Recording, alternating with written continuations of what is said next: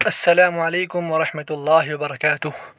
بسم اللہ الرحمن الرحیم وصلی اللہ علی النبی الکریم۔ قال جعفر بن علبۃ الحارثی، یہ ایک اسلامی شاعر ہیں جو کہ بنو عباس سے تعلق رکھتے ہیں۔ یہ جو اشعار کہیں گے اس کا پس منظر یہ ہے کہ جعفر بن علبہ حارثی جو کہ شاعر ہیں، یہ اور ان کے ایک ساتھی ایک آدمی تھے جو شاید بنو عقیل سے تعلق رکھتے تھے، وہ دونوں غلام لونڈی کے پاس جاتے تھے۔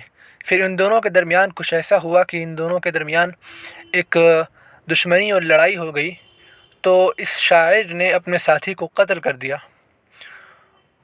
تو جس ساتھی کو انہوں نے قتل کیا تھا اس کے قبیلے والوں نے بادشاہ کے پاس قصاص کے لیے ایک عرضی پیش کی، تو بادشاہ نے بطور قصاص اس شاعر کو مکہ مکرمہ کے جیل خانے میں قید کر دیا۔ تو وہیں پر یہ شاعر یہ اشعار کہتا ہے: الحفا بقرہ سحبل حین اجلبت علینا الولایا والعدو المباسل۔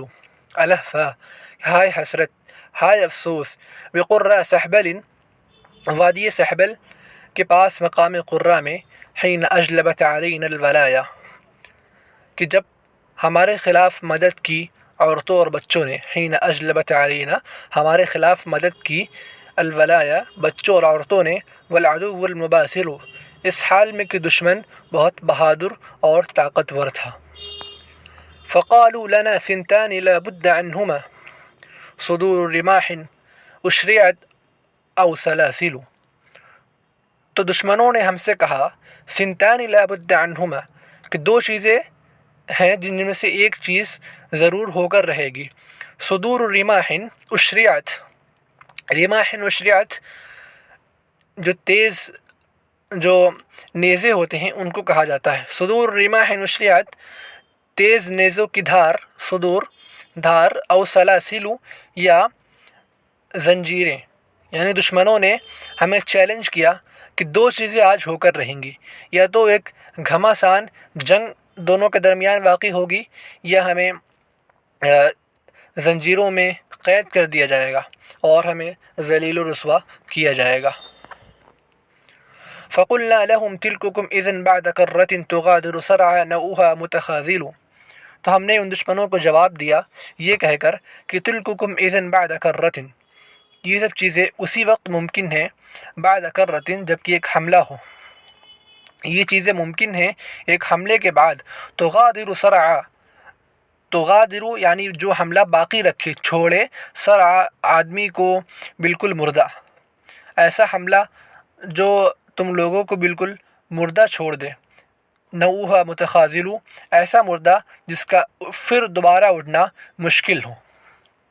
یعنی یہ شاعر کہتا ہے کہ ہمارے پاس بھی ایسے نوجوان ہیں جو ہمیشہ لڑنے کے لیے تیار رہتے ہیں، تو اگر آپ کو ہم سے دشمنی کرنی ہے تو پہلے اس جنگ کو جیتنا ہوگا، کیونکہ ہمارے پاس بھی ایسے نوجوان ہیں۔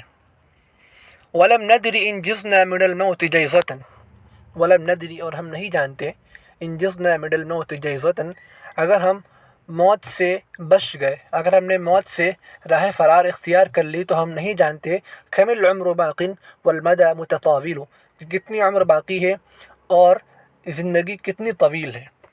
یعنی ہم وہ بزدل نہیں ہیں کہ جو میدان جنگ میں بزدلی کا مظاہرہ کرتے ہوئے راہ فرار اختیار کر لے، کیونکہ اگر ہم میدان جنگ سے بھاگ بھی گئے تو یہ موت ہمارا پیچھا نہیں چھوڑے گی۔